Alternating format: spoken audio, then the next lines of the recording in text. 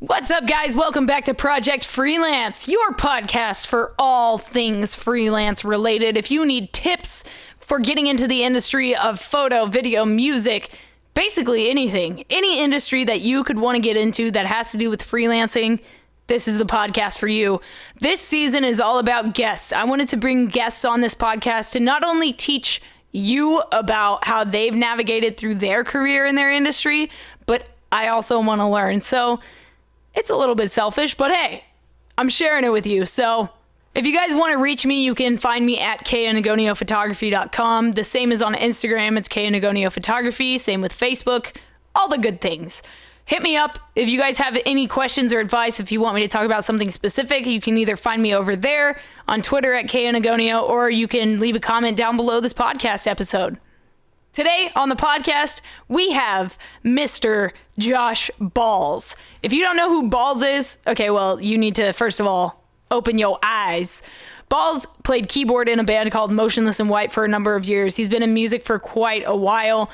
Recently, he just parted ways with Motionless and White, and he is currently owning and operating multiple locations for his Oddities Parlor, the Strange and Unusual. If you guys want to check it out, hit him up online.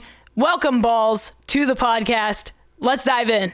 Well, my name is Josh Balz. I am self-employed. I own the Strange and Unusual, amongst other BS shit that I do, like work on cars and own houses and all the bullshit that comes along with being self-employed, I guess. Yeah, why did you get involved in so many endeavors, and like why did you pick those specific things?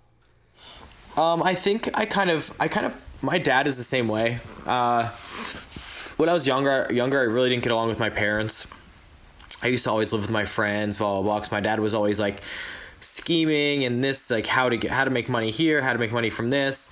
And I kind of, I guess, picked up on that. And I've always been like the survival type. Like everything in my life has always been like, you know, how do I survive, and what makes, you know, how do I get to the next step in my life, and what do I have to do to get there? And, you know, I'm a very realist and a very big on, like I said, a survivalist. So I'm the kind of dude that will, if you ask me to sweep the floor for $5, I'm going to do it. And I'm not going to be proud. I don't have like pride. I don't have any of that stuff that gets in the way with a lot of, you know, let's just say like musicians and things like that think they're too cool, because I'm definitely not cool at all. Most of the musicians that we know probably aren't really that cool. No, you know? Yeah, true. They're just people. Yeah. So talk about getting into music, because that's been such a huge part of your life, and it took you all over the world. Getting into music, I've been in music my entire life. You know, I feel like that's what kind of, when you're a young kid, that's what makes you. It kind of gives you life. I remember was sitting in my bedroom, like hating my life. Like I had this six disc CD changer at my house, and I used to have. I remember I had Queen's Greatest Hits. I had My Chem. I think Blink-182. And Him, I think, like on repeat in that thing. I would just let it spin and spin and spin, and it kind of, you know, it created a fire inside of me that made me just appreciate music and want to be, because I just let go of everything. You know, when I listened, I was just like, man, this makes me feel so good, and I want to instill this power upon, you know, other people, and I remember just like going to the local music store and just buying the most garbage equipment and like jamming in my basement with my friends, like trying to figure out how to do anything. I remember I actually sang in my first band, and it was pretty terrible, but you gotta go through it. Oh, it's so bad. But yeah, I mean, I've just always been around music, and it's always been a big part of my life, whether it's from listening to music to playing music to anything. You know, it makes drives better, it makes relationships better, it makes life better, you know, and might as well, you know, be a part of it if it's going to be a part of me, you know? Yeah, absolutely. Music is, I think, the most important language on the planet, because it it doesn't need a language, like there are no barriers. There's no rules to it. 100, and I think 110%, that's amazing. Yeah. Yeah. So, did you study music? Do you have like any formal education in music? What's strange is I don't actually. I taught myself like I said, I never had money growing up, so I always wanted to take lessons, and my father couldn't afford it. My parents couldn't afford it. So I kind of taught myself little by little, and that's why, if you really tear things apart that I've written, it's not very complicating. It's not very like complicated, and it's not very crazy. I actually recently, after I left the band, actually started taking piano lessons, and because I'm terrible at reading music, so I actually am taking piano lessons now to be like classically trained, which is weird, a decade later, and now I'm taking piano lessons to further my musical career. Wow. And what do you hope to do with that besides, obviously grow your knowledge and your skill, but like, what do you want to like get into a different type of like music? Do you want to just expand on what you already play with? I mean, I guess the cat's kind of out of the bag a little bit, because I kind of released a little tiny bit of music on my page. So I'm kind of, I'm playing music again. I never thought I really would. I mean, I always love music, and I would love to always play music, and I don't miss touring, but I miss playing music. So, after that, it was a very weird year for me, and I kind of fell out of love with music. And my friend Jake, actually, we've talked. He actually works for Black Craft. He's like the best dude, the best human being in the world. And I can also attest to that. Yeah, the best. He's a great guy. And we talked about making music, making music, and I was like, no, I'm not there. And then one day it kind of just clicked, and I laid down some vocals. We did some producing stuff, and it actually came out. I actually like it a lot, and I kind of like was stoked on music again for the first time in almost a year. So I'm kind of excited, and I don't know when or if we're going to release it, or how we're going to do, or if kids are even going to like it, hate it, like if they forgot about me. Who cares? Who cares? Yeah, whatever. Who cares? Like, fuck it. Who cares? Yeah, I mean, I don't know. Yeah. I think you're pretty hard to forget, my friend. Good. Thank you. I mean, it makes me feel better. So tell me about the first time you went on tour, and how, your family reacted to that. It was a long time ago. I remember being in high school and telling I missed so much of my high school, my senior year, because I used to tell my teachers that I was going on tour and like going to all these crazy places, and realistically we were going to like Virginia and playing like weekend shows, and I would just not go to school and like fuck around. But I still passed, I still graduated, but I was like, I'm like the dude that's like a talker. I'll like talk my way in anything. But I remember first going on these like little weekend warrior tours and playing to nobody. We would go, and I remember there's been times where we'd play to nobody, and the promoter would be like, I have no money to pay you. And we're like, well, you need to figure it out, because we can't go anywhere if you don't give us, I think it was like $50 or $75 we were making, if that, to try to get to the next venue to play a show. Because I remember but I loved it. I miss those days, because music has just turned into a business. It's not a band. It's not music anymore. It's a business, and it's heartbreaking. And a lot of musicians don't talk about that, because they're afraid that blah blah blah. And I can give two fucks. You know what I mean? I love music. That's what this is for. This is your platform to spill all of your thoughts and feelings, please. Great. Because you're right. This. We need to have a conversation. We need to start a dialogue about this shit. It's true. It's music has become a business. Bands just want to put out music, and it's fair. Like, I understand, like, I have friends that are like super into the punk scene that hate when their bands grow because it's not cool anymore. But then there's, but it's, in retrospect, how are you going to make money? Some of these people have families, some of these people have relationships and, homes. And it's like, if they're not making money, if you're not buying the CD, if they're not appealing to a mass community, especially in our world of this, the scene, the Warped Tour world, is if you're not making money, how do you survive? Especially with 4 members, 5 members. We had 6 members. Like, and then you have to pay this person, that person, and by the time you get home, there's been some tours where we'd come home with no money and being like, and then you get home and people like, I remember my father being like, oh, I have no money, can I borrow some money? I'm like, Dad, I have no fucking money.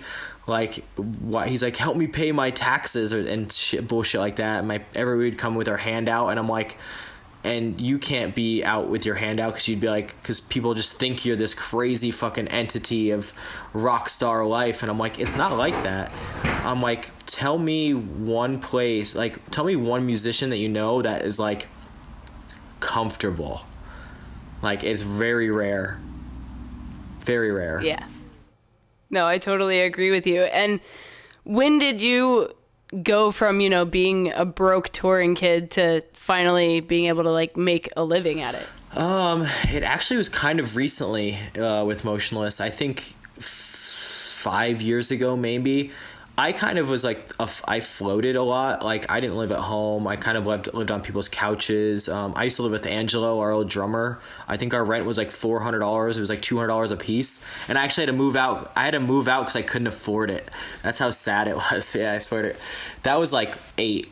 Yeah, that was like real life. But it got to the point where it's like I would sleep on people's couches, and I didn't have credit cards. I didn't have like car payment. So I was living off anything. So for me, like, I would rather be on the road because, you know what I mean? We'd get food paid for, or there'd be a place for us to stay. So, I mean, it was kind of like, I felt like it always paid for itself. It always was, whether it just depends on what level you wanted it to be, like it to a point where it's like, when did I be able to afford a house or a car or this was, I don't know, because I kind of was the dude that was always that dude, like having dipping my hands in other things, whether it was store stuff, car stuff, house stuff. Like, I'm a very like creative and clever human being, when it comes to business especially, and I'm very lucky at that, and I never look backwards. I always look forward. So, it just kind of is all blossomed from that. And, I don't know, because it depends on what you think that actual statement means. Like, some people don't have any place to live, but they're still touring and they're paying for their life, their cell phone bill. That's all I have to pay for. So touring is paying for your cell phone bill. Or, some people are paying for their mortgage. Some people are paying for an apartment or a car loan. It depends on what you describe as living, I guess, if that makes sense.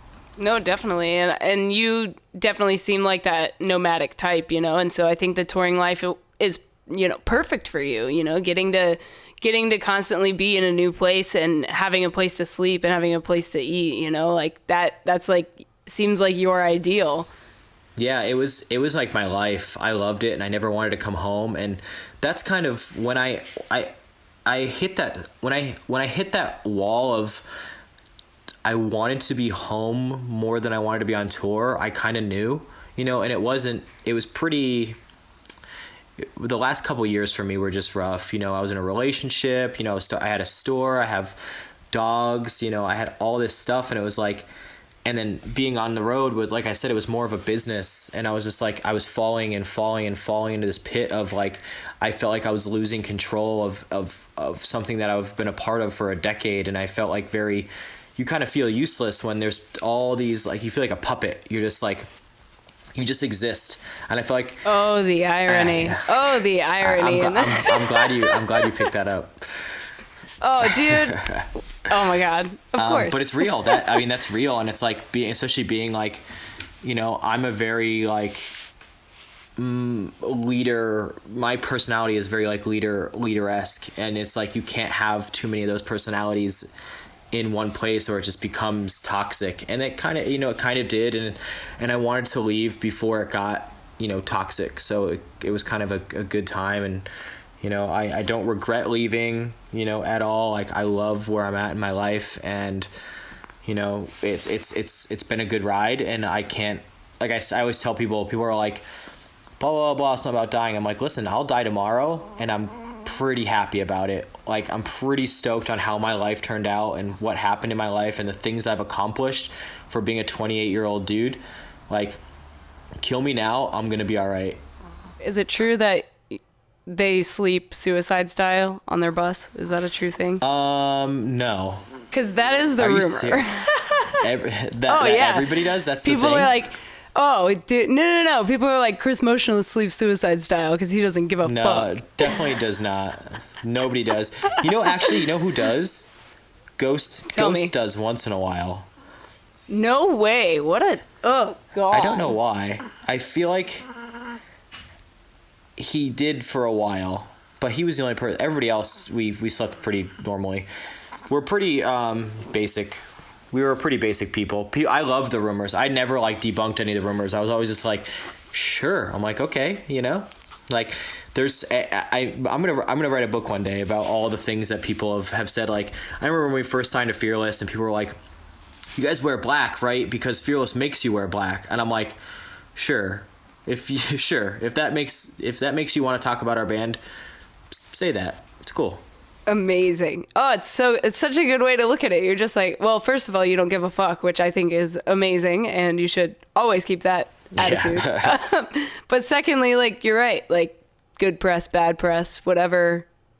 It's, people are talking about it. It's not that it was bad press. It was just fun. Like, it was so fun being like, I pride myself in keeping myself like mysterious, and like people are like, you have lots of money. I'm like, do I? Like, cool. Like, or like what is lots of money? Yeah, and I'm like that, I keep everything at this, like, I don't let anybody see, like, when I was in a relationship, no one saw inside, it's like with my life, no one saw inside. I kept people at an arm's length, which is, my personal life is very personal, and I keep it like that because I love the mystery of what people, I love when people, get overzealous about stories and this stuff, because that's great. I love like fairy tales and crazy shit and anything where it comes to like I love Disney movies. I love things that are just like obnoxiously obnoxious. So it's like, if people think of my life as a Disney movie, that's amazing. Like, some people think like my life is all like peaches and cream, and I'm like, listen, I've had this year for me has been dog shit. Like, not in like a business sense or anything, but like my personal life, and like it's been like a loop, and it's been crazy, and it's been a great year, and also a shit year. So it's been like, that's what normal people do. They have normal fucking lives, and I just keep it at like an arm's length so people don't understand. They can think what they want to think, and I like that. I think a lot of that also has to do with, being in the public light, like, you don't want people to know all of your shit, It's terrifying. I feel like with social media, it's yeah, exactly. Like, and you think about like, people say like, oh yeah, like, they don't know who I am. Like, the government doesn't know me. Like, everybody fucking knows who you are. Like, everyone knows, like, you exist. Like, you can't hide. Yeah, you can't hide. No one can hide. And I think that's hilarious when people are like, they try to stay off the... I'm like, listen, I talk about something and Facebook tells me about it like in 5 minutes. So I'm sure the government's watching, and they can watch all they fucking want. I don't give a fuck. Like, yeah, like, I don't care. Like come on. Aliens exist. The government exists. Yes. It's just... That's just life. You know what I mean? What are you going to do? Yep. That's it. That's about it. Okay, great podcast. Okay, bye. Yeah, see ya. Aliens exist. Bye. All right. Like, later, that's it. Tom DeLonge, you're next. Let's do this. I wish. Next. Okay, so this is something that I really want to talk about a lot on this podcast, because it's one of those things that doesn't get talked about, and it's often overlooked. Mental health on the road. Tell me how that comes into play, as much as you would like to talk about it. To be honest, the morale is always super high. For the most part, it's pretty like whatever. But the big thing is loneliness, and you don't think that it's a real thing because you're around fucking like 10s, 20s, 30s of people. But like when you go to bed at night, you like drift into this spot of like just utter loneliness because you're by yourself. Like you might be with all those people around you, but you're all dudes. You don't talk about emotions. You don't like, you don't build like this crazy shit. You talk about like dude shit, whatever, but you don't ever get into these emotional conversations with people that you spend 24 hours a day with, because you don't want to like have this awkward day tomorrow about like this blah blah blah. So it's just, that's the biggest thing for me was loneliness. And I used to feel so alone and so like disconnected with real life. Like you'd leave your hometown and the next time you come back, there's a new building built and there's like people's lives have moved on, and you like have to start over from. It's like you like push pause and you get back and you go to push play, but it was like you forgot to push pause, and it just kept going, and you have to try to catch up on all this stuff. And by the time you were done catching up, you have to leave again, and then you'd leave, and then you couldn't connect with anything, and there was no connections. And that's a big problem with my life. Like me personally is like, I couldn't connect with anything because so much shit in my life was going on. And I grew up in a house full of dudes. So it's like, I had no emotions. Like I was like a stone wall, and like I've had like emotional issues, and it's from, growing up in a house full of dudes, going into a band full of dudes and just being around like just bullshit and very like, it was crazy. But like it does take a toll on you. And I feel like I had to go see a therapist. Like I didn't think I would ever. I was like, I'm a dude. I don't do that shit. And I went to see a therapist, and she was like, you're fucked up. And I'm like, thanks, I appreciate it. She's like, you're very intelligent. I'm like, thank you. But she's like, you gotta like talk. Like she's like, you don't talk. She's like, and I'm like, no, listen, I talk all the fucking time. I don't shut up. No, she's like, but you need to talk about like, Toronto, shut your hole. She's like, but you need to talk about like life, like real shit. Like, cause I was like that. I was always like that. I'm a very personable human. Like I'm a person that all the kids always talk to. Like I was that dude, but I was talking about other people's problems and never my own. Like I'm like a fix it kind of dude. And, I would never fix my own shit, and that was my problem. Like I would always be on the road and like, talking to these fans and these kids about like their lives and how to help fix their lives, and I never fixed my own. So I was just, I felt very broken and very like unwanted at some points and very lonely. So, and I know most dudes are like that. And most, females too are in the music industry, you know what I mean? So it's like, it's just, honestly, it's just lonely. And you might think, all these fans are like, yes, this, and all the dudes in your band or the chicks in your band are like, yes. But in the end of the day, it's just super lonely. And that's where it really breaks you down, Yeah, and I want to touch on, that loneliness. I do want to talk about Chester Bennington, because people in our scene, like he was a huge influence on everybody, But so like it's actually crazy, because I understand exactly where he was coming from, where it's like they're like, oh, there's all these people around you worshiping who you are, but when you get to this level of importance, people don't actually want to talk to you. And it's actually it's crazy. Like people don't want to talk to a person that they think is above them or whatever, which isn't true. It's like that dude just wanted to talk to people and have like life with people outside of, instead of people coming up and him just being like a facade. Like everything was I'm speaking, through my own mind, but people didn't want to connect with, they don't want to know about your problems because they want to tell you about their problems. And I'm sure that's what they did to Chester, is like, oh, you saved my life, whatever, blah, blah, blah. But no one ever came up to him and said, hey, what's going on in your life? You know what I mean? So it's like everybody pushing their problems on you and not understanding that you have your own problems. And I'm sure that's how it hit him. And, that's how it like, because it's true. Like what he's feeling, every musician feels. It's just whether they're going to push themselves off that edge or not, and it's because every musician has had that feeling in their life, and it's the truth. Like I feel like I can confidently say that and be there with, whether it's like, you don't talk to your family, you don't talk to your relationship, you don't talk to your this, you don't talk to your that, whatever. And then when people do talk to you, they want to talk to you about their problems. always, because they don't think you have problems because you're a rock star.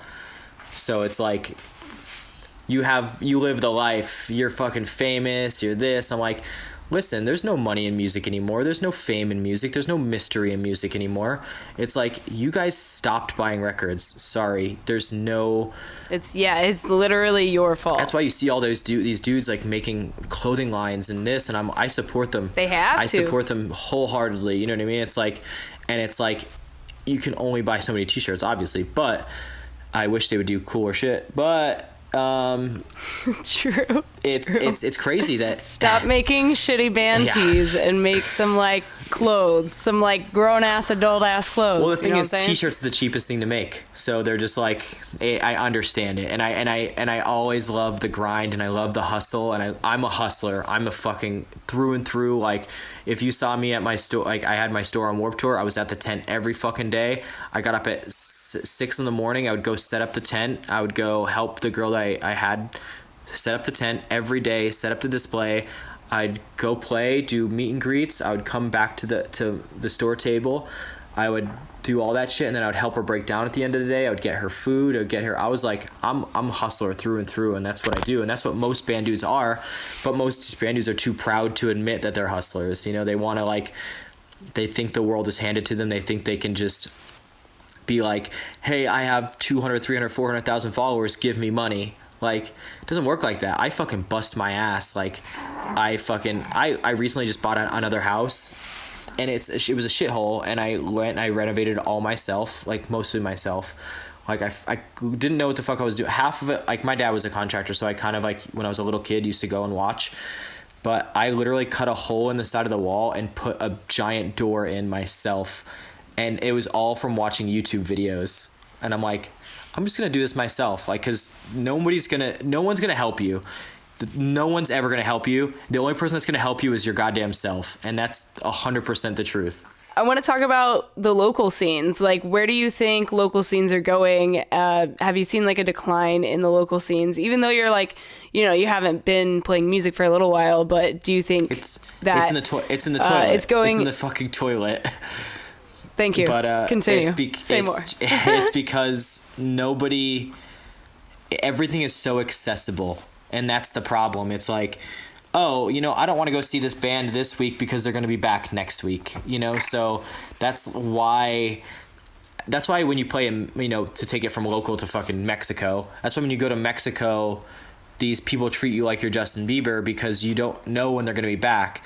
So here they're like, oh, I missed them this week, but they're going to be back, so I don't care. You know what I mean? And they're like, it's crazy. We used to play shows. We used to book our own shows and throw these shows, and all these people would come. So many people would come because there was bands, and because people actually cared about music, and they cared about playing, and they wanted to form bands. And now people don't want to form bands. They just want to like make music on their laptop and release it instead of like practicing and playing shows and whatever. Now people can create a band in Pro Tools and not have to play shows and just release music, and that's it. So there's no grinding anymore. There's no playing shows to no people.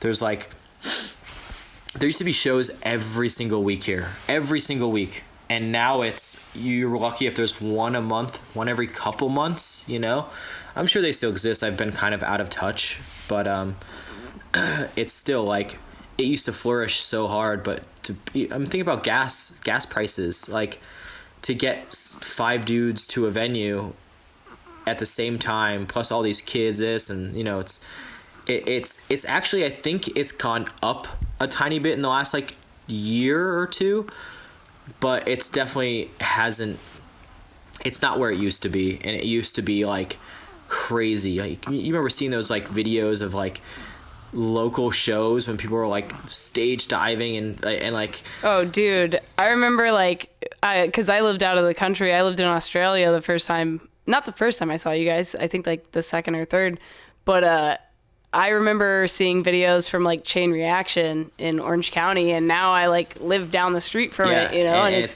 it's super surreal. Those were local shows, a lot of those, like when they like 18 Visions, Avenged Sevenfold, Bleeding Through, those were their local shows, like, And that's crazy to think about. And now you have people that are like, big bands are like begging for people to come to shows, begging. And it's like, they won't spend over $20 for a ticket. And it's like, okay, then come to a show, buy merch, like, support your bands instead of like, we get it, we get it, you stream their album on Spotify, cool. There's 5 people in the band and you get a percentage of a percentage of a percentage. Like, it's tough through and through because everybody's in your pocket. And it's like, whether you're a local band or a national major label band, it's like, it's tough when you have to just grind and grind and grind. It takes a lot out of you, and it's like you spend and spend and spend, and you're just like I still see bands that were like crazy, been touring for some of the first tours that we were on, touring in vans, and then 10 years later still touring in a van. Like, that's some balls. Like, that's dedication, like, through and through. Like, that would stress me out. But you kind of, it's just, the way of the grind. And it's like, if someone doesn't like your band, if it's not cool, if it's not, I know some bands that are fucking the best musicians I've ever seen in my life, ever, and still only playing to 100, 200, 300 people. And it's like, you see bands that aren't worth a goddamn dick, and they're fucking playing to thousands of people. It's like, fuck. It's like, shit. Like, bands like Periphery and Chon and like those dudes should be playing like Tesseract. Yeah, should be playing like arenas. You know what I mean? Like, they're amazing, and bands like our bands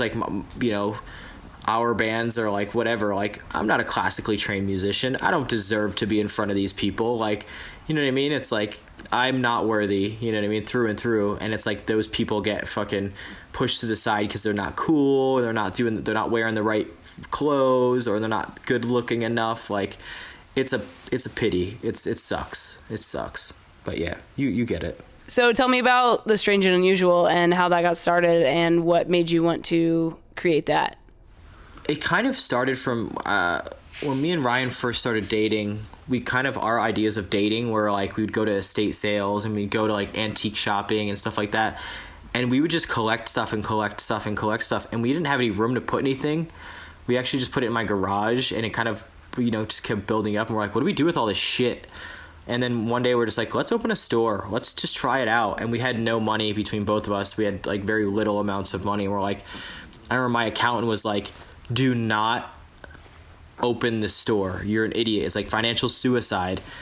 And he's not my accountant anymore, obviously, because Balz says fuck it. That's literally my life. It's just like, I love when people fucking put me down. But we kind of started like that, and it was just, collecting, and I obviously, like, coming from a background of like, I guess goth, like whatever, punk, skater, like, dude, like, you like skulls are cool, you collect. I remember collecting my first skull and being like, this is crazy, this is nuts. And then now I have like the gnarliest shit, and I'm like, what happened? And it grows, it just grows and grows and grows and grows and grows and grows.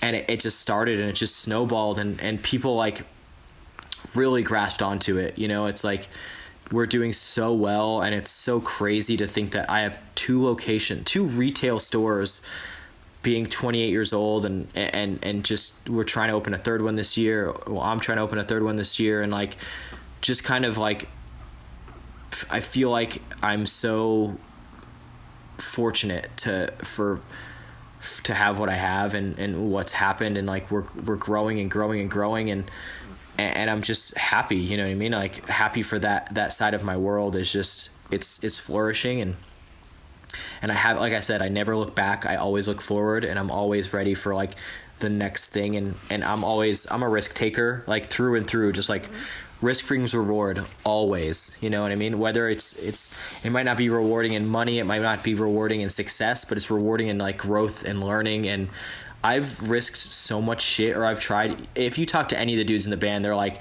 oh yeah, we get it. Balz had like 96 million fucking ideas of everything that he wanted to do. But I was always the dude that's like, all right, I'm a dreamer. Like, I want this, I want this, I want this, I want to try this, I want to try this.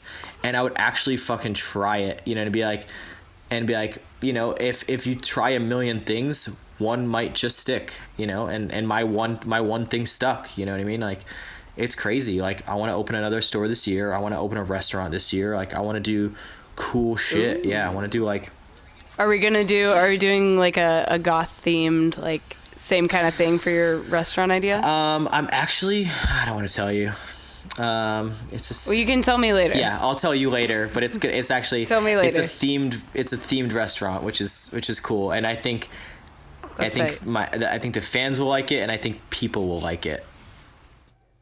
That's the key right there. And I talked to Matty Mullins from Memphis Mayfire, and he has his hair pomade company, OnPoint Pomade, and that's his like side business, and it's the same kind of thing. Like, he wanted to he didn't want to necessarily make it so that it was associated with the band. He wanted it to be something completely separate, but he knew that fans would still back it. So that sounds like it's kind of the same thing for you as well. If you ever noticed, I never connected the band with my store ever, because I didn't want the bands to ever think the band dudes to ever think I was leeching off them or anything like that. Of course I used my platform. Like, I'm not going to be like, hey kids, don't like any of this shit. Like, you know what I mean? But, I never connected them. Like, my merch girl that came on Warped Tour didn't ride in the Motionless bus. She rode on Vanna's bus, and all of my merch rode on another band's Vanna's bus, because I didn't want anything to do with them, like, ever thinking that I was using that. I paid a lot of fucking money to not have them on our bus, and it kind of pissed me off a little bit, but what are you going to do? You know what I mean? That's what you got to do sometimes. You got to sacrifice a whole hell of a lot of money in this industry. It sucks. It absolutely sucks. So how did it feel to go from, having, being like a broke kid to having multiple retail stores and being successful and finally having, income and a house and shit? It's weird because you don't ever think of it that way.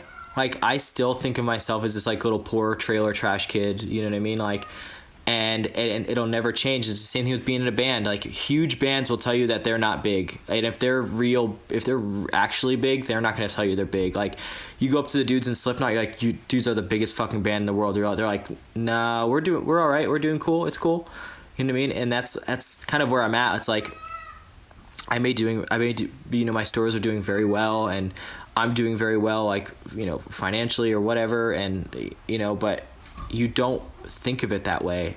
You're like, all right, I'm still that same human being, and you're just kind of trucking. You're like, what's next?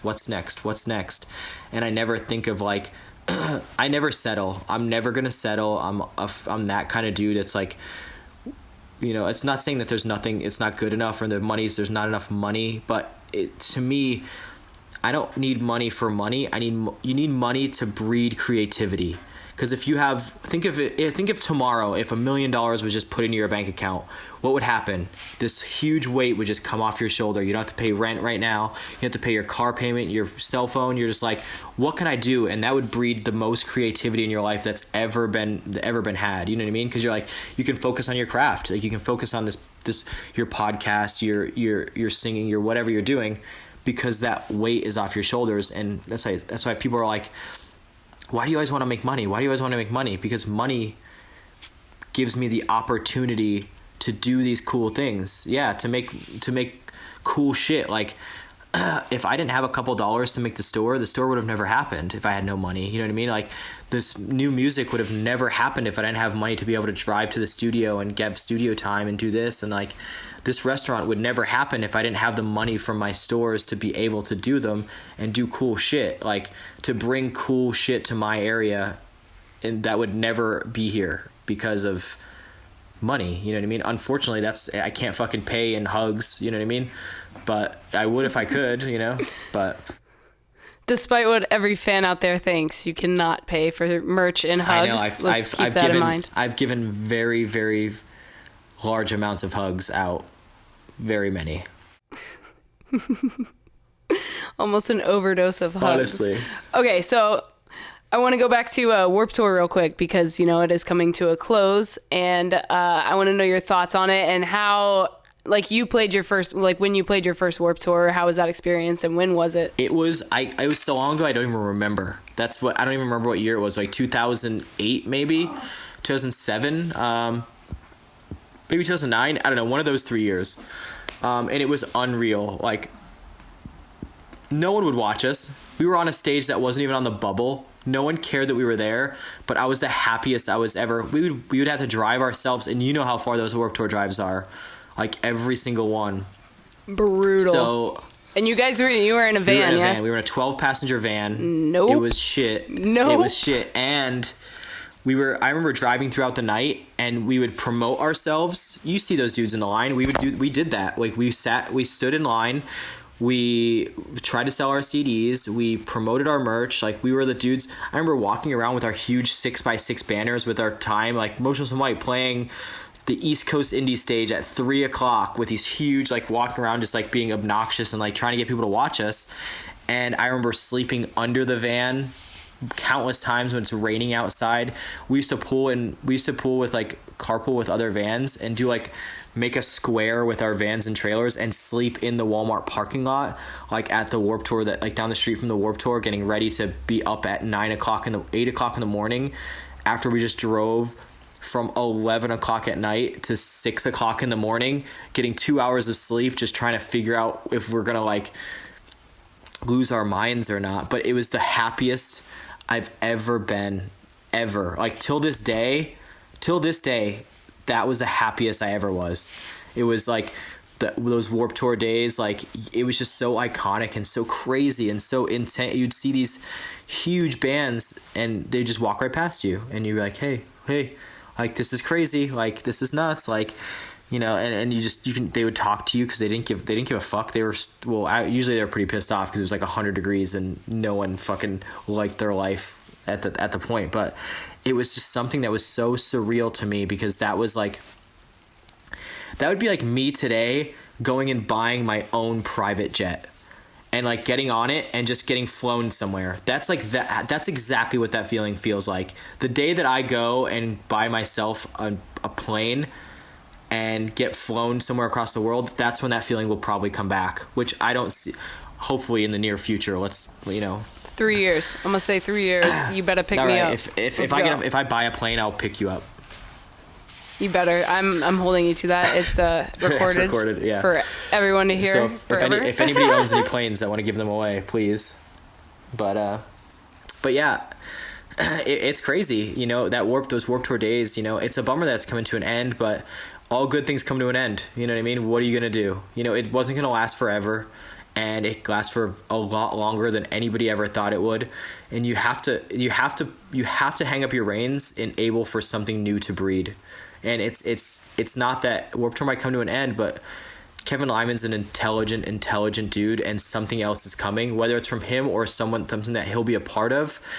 The dude is tired. Like, the dude's fucking tired. Like, let the man fucking take a nap. He would be at every show, most shows. Every day. As soon as that tour ended, what were you doing? Planning the next year. Like, it was like clockwork, you know? And then the dude would try to go fishing, and people would just bother him, you know? It's crazy. I gotta say, fishing with Kevin Lyman on Warped Tour is probably the greatest thing ever, It's humbling. Oh yes, good talks. So, but I mean, Definitely. it's due. I mean, it's due. The dude needs a fucking break, and I think people should just get off his ass and let it. I would love to play some of the days with my new stuff. Like, I would love to come and play Scranton and be able to play, like, even open up main stage. I would love that on the last year. You know, I mean, I don't know if they would even let me, but I would love to be a part of it at least one day. You know, maybe I'll reach out. Who knows? You know. Yo, Kevin Lyman. Yeah. Can Balz play please, on the Warped Tour? Please, Kevin. Please. Just like one day. Just give me fine. one day open main stage.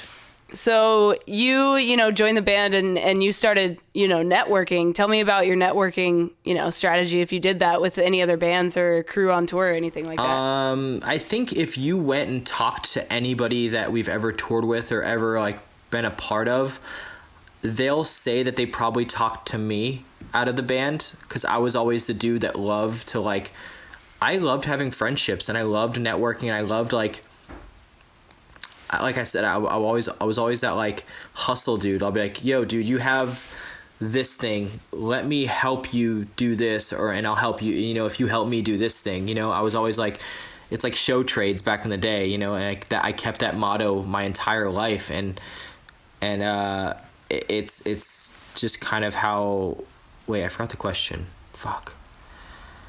Shit. How you, like, your networking process when you started, like, playing Warped Tour with Motionless? Oh, yeah, like, I would always, instead of, like, sucking the dicks of other bands, like, which most band dudes do, I would, like, make friends with, like, production and, you know, the behind the scenes dudes. Like, those were my favorite people. You know what I mean? Like, I always got along, like, even till this day, I get along with my crew. I talk to the Motionless crew dudes more than I've talked to the band. I talked to, like, Ghost in the last, like, 5 months. I wished Ryan a happy birthday today.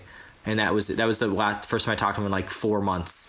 You know what I mean? Like, but I talked to, like, Josh Carell, like, ROTM, and, like, Rich Vargo and all those dudes, and, like, Shelby, and, like, I talked to them, like, on, like, a weekly basis, like, all the time. And it's, like, I've always connected, like, even, like, Johnny from Warped Tour, Kenny, like, I still have, and, like, Bobby, I still have connections with those people, like, and even, you know, our booking agent from, you know, our old managers, like, I was always the dude that I feel like when band dudes, like, if they need something from you, they'll talk to you, but if they don't, they're not going to talk to you. And I was the kind of dude, like, hey, do you want to be friends or what? Like, I was like that kind of dude, because I love friends. I love friendships, not only because when you make real friendships, those people will always be there for you. Like, when I put out new music, I'll call Ben Bruce tomorrow and be like, yo, dude, can you post this, please? And he'll be like, no problem, you know, no issue. Like, I have those kind of relationships where it's like, same thing with Ben. I'll tell him to go fuck himself on his Instagram on a daily basis because it's hilarious. And, you know what I mean? He'll do the same thing back to me. And, you know, we've just have that kind of friendship. And it's like, I have that friendship with a lot of people, like, very close, very intimate, you know, friendships that, like, that I love. They're not like a facade. They're not like bullshit. They're not, you know, here nor there. You know, I'm not the kind of dude it's like, yo, will you come take my photos? Like, we'll be best friends right now. Like, cool, we're best friends. And then the next day, after you take the photos, never answer your phone calls again. You know what I mean? Like, I mean, look at this. I mean, look at this. Like, I didn't have to fucking do this podcast. I can just fucking sweep it under the thing. And when do I not answer your text messages? You know what I mean? It's amazing because you can tell, like, who the real ass, like, authentic people are. Like, yeah, we all get busy, but, like, to take the time out of your day to just, you know, send, like, hey, yeah, I'll take an hour, like, let's do it. You know, and it's most dudes would probably say yes and not do it. They'll just be like, oh, dude, I'm busy. Oh yeah, like, whatever. true. But, like, it doesn't hurt me to do this. Like, it's not taking, like, yeah, it's taking an hour out of my day, but what the fuck I'm literally watching The Office and, like, playing with my dogs. Like, I can pause it for an hour, like, and that's what most people are doing right now. Well, not watching The Office because they're not worthy, but that's what most people are doing. They're, like, sitting there with their foot up their ass because they're too cool to be able to do this or that and this. Like, and I have kids message me all the time, like, hey, I had this girl send me a fucking letter that was like, blah, blah, blah, I don't know if you'll ever read this, blah, blah, blah, but no, it was her mother, and she was like, can you please sign this and send it back? And I fucking signed it and sent it back because I'm a human being, and it takes me 3 seconds. And I've had a lot of them come in, and I'll just forget. Like, nine times out of 10, I'll forget, and I just won't do it. But if someone's like, hey, can you sign this and send it to my daughter? And I'm like, yeah, fuck yeah, are you kidding? Like, you know what I mean? And that's what, yeah, and it's like, most people are like, oh, I'm not gonna go out of my way for 3 seconds and fucking do this. Like, no way. Like, I'm not that kind of dude, and I'm here, and I'm like, I'm a human, and I'm the dude. Let me put it in perspective for you. This is the kind of person I am, and the kind of people that I surround myself with. If you were in Scranton and your car broke down at 2 a.m. and you called me at 2 a.m. was like, yo, my fucking tire just blew out and I need some tools, I will get up and drive to you and help you fix your tire. And I surround myself with those kind of people. But you know damn well there's people that you call, they'll look at their phone, and even if it says, like, emergency, SOS, like, I need your help, they'll just be like,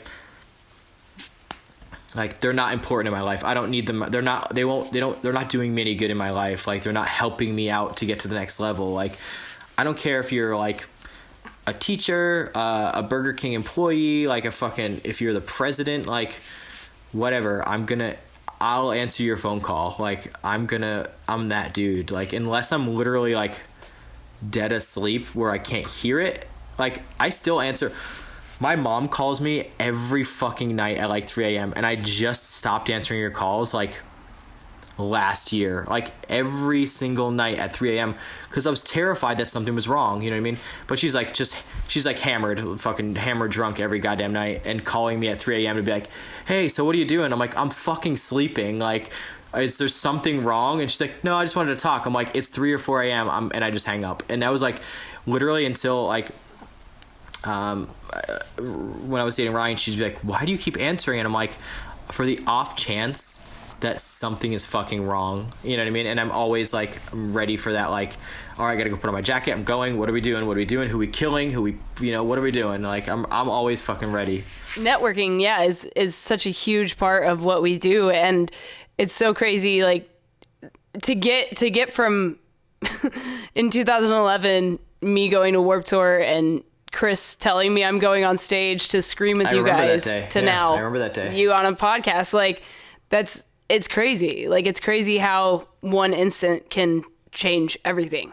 And that was my Warped Tour experience. Yeah. So that's like, like, it's crazy. It's all about you like kind of connecting with people on the right level and being like persistent, but not being a fucking piece of shit. You know what I mean? I'm sure there was times where you're persistent where people were just like, fuck, god damn it, like leave me alone. But then there's some days where people are just like, yeah, all right, what are we doing? How are we doing this? Like it's being persistent, but not being a piece of shit or not being an asshole and being the biggest word in the music industry is respect. You know what I mean? If you're respecting my world, I'm respecting yours no matter what. If you're a fan, a mom, a photographer, anything, if you're respecting me, I'm respecting you. And most musicians kind of honor that, but some are just shitty, you know?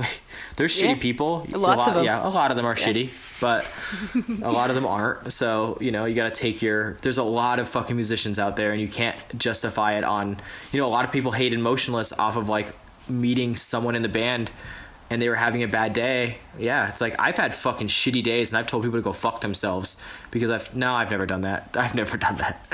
But you know, I mean, there's days when I wanted to tell people to go fuck them. I'm too fucking nice. But I've had, you know, some people just have bad days and you can't judge them. And I was like, even like seeing bands live, I give them 3 chances. Like, because could be a bad day, could be a shitty sound. That's like, the same with fucking science, yeah. Yeah, exactly. And it's crazy. It's like, people are like, oh, he gave me a bad look, fuck that band. Or like, he's wearing an outfit that I don't like, fuck that band. He's playing a one song that I don't like, fuck that band. Like, it goes with everything, like political views, music, relationships. It's like, one thing shouldn't taint how you view a spectrum of everything. It's like, be intelligent, think for your fucking self, and be more knowledgeable about what the fuck is going on in their life, and not just yours, you selfish piece of shit, you know? True. All right, so last question, and hopefully you can answer it. What is something you know now that you wish you knew when you started? I don't know. That's a good question. That I wish I knew. Something that I wish I knew.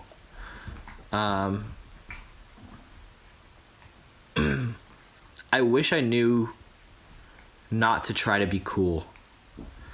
That always would bite me in the ass. Like trying to be like too cool for some instance, like where it's like, I mean, I never held my chin up, but you know, it's like I said, these days, like I'll fucking sweep your floor for $5 and like help you wash your windshield. Like I'm nobody, you know what I mean? Like, every day of my life, I view myself on the exact same level as everybody around me. Whether you, like I said, you work at McDonald's, whether you're the president of the United States, because you never know who's watching and who's there to help you.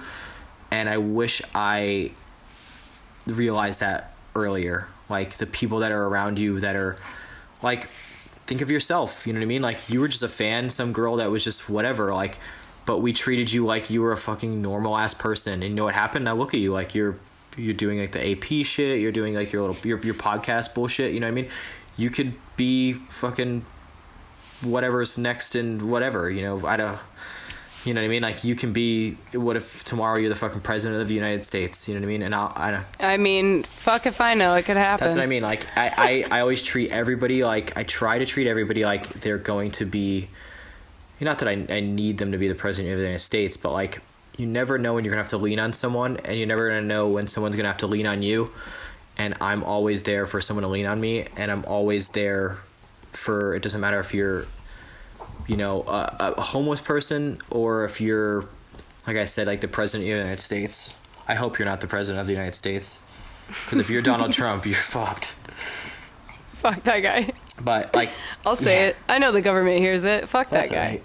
You know what? To be honest, let me be truthful.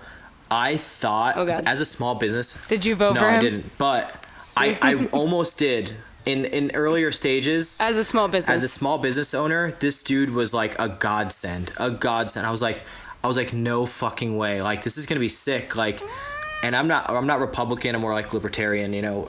But it's like, hey, Kat, what are you doing? So, but I thought this dude was gonna, because he's a business owner. I'm a business owner. I understand the views of a business owner and how they think. But this dude just kept opening his fucking mouth. I'm like, if you didn't open your mouth as much as you did, you may not have won, but now you're like the most hated person in this fucking existence. And I'm like, in the world, like, fuck, like, in the actual world, like, congratulations. It's so stupid. And I kind of had faith, like, and when I was talking to Ryan, she was just like, I was like, hey, I'm kind of leaning towards this dude. And this was early. I mean, it was bullshit. Like, I was like, yeah, this dude's just saying whatever because he's trying to get votes. But then more and more when I got to know who he was, I was just like, this dude is actually fucking insane. Like, this is crazy. But I mean, you know, political views aside, like, I just want everybody to be successful. You know what I mean? Like, I always say, I'll always hold my hand out and pull someone with me, but I just hope they pull me with them when they go ahead of me. You know what I mean? Like, I'll always, like, if someone's like, hey, do you have this contact for this or this or this? I'm like, yes, of course. You know what I mean? And it's always going to be 100% yes. And it's always going to be, you know, how can I help you? Always. And like, and I said, that's always bites me in the ass. Like, I'm always the person that's helping. And those kind of the people are the saddest. You know what I mean? Like, I'm fucking sad. You know, I'm a human being. I'm fucking sad, you know? And it's just how it is. And it's like, I'm a human being, and like, what, you know, bring it all the way back around to Chester is like, that dude was a human being, and he just wanted someone to talk to him. Like, he just wanted someone to be like a human being, not like a fan, not like a network executive, not this, just as like, yo, bro, let's go get chicken wings and fucking like just chat about some bullshit. Like, that's all you need. Like, don't fucking take a picture with me. Don't ask me to sign anything right now. Like, let's just be real humans. Let's go fucking flea marketing, buy some chicken wings, some pizza. Like, this is real shit. And that's, you know, I think we can end that on a very high note. Oh yeah, I think next time I go to Scranton, I know what we're doing. Listen. You have no idea. We have the best pizza and the best wings ever. Yo, PA knows how to do some fucking pizza, let me tell you. It is. I've been everywhere, and I can easily say that we have better pizza than anybody.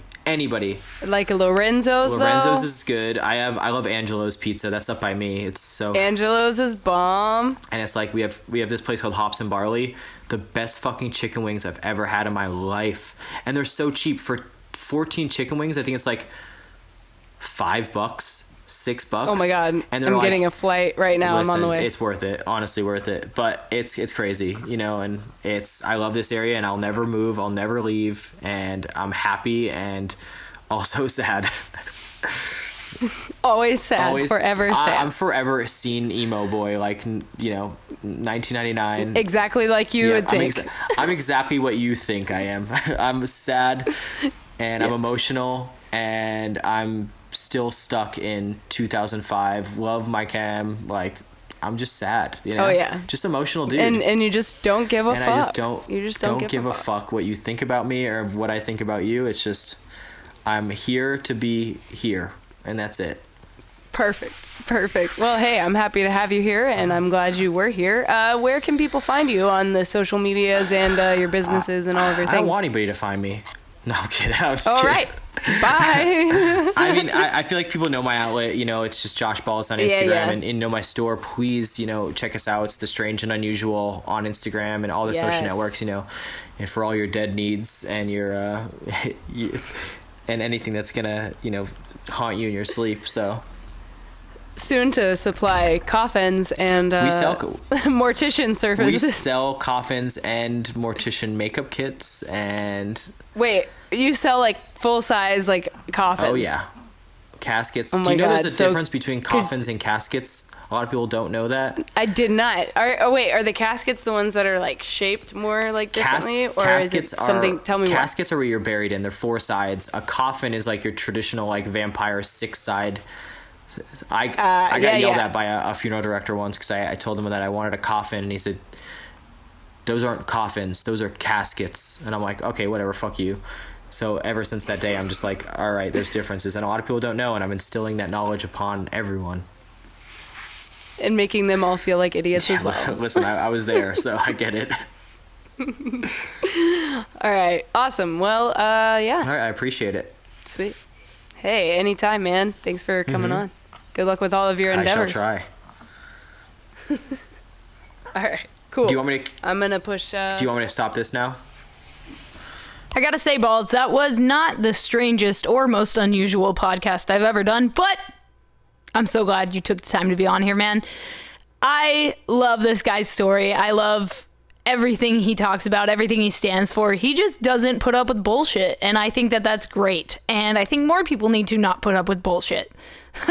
If you guys want to keep up with everything Balz is doing, hit him up at Josh Balz and go pick up some weird things at the Strange and Unusual, either online or if you are in Kingston, Pennsylvania, you can actually go to the Strange and Unusual Oddities Parlor. The address is 285 Wyoming Avenue in Kingston, Pennsylvania.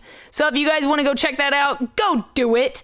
If you want to keep up with Balz, like I said, go follow the guy. And if you want to know more about myself, first of all, subscribe to Project Freelance, give it a rating, a comment below, help the podcast grow and reach more listeners like you. I'll talk to you guys next week. Find me at KAnagonio Photography on Instagram and Facebook, kanagoniaphotography.com. I'll see you guys there. Let me know who you want me to bring on the podcast. Talk to you guys soon. Get out there and go create something.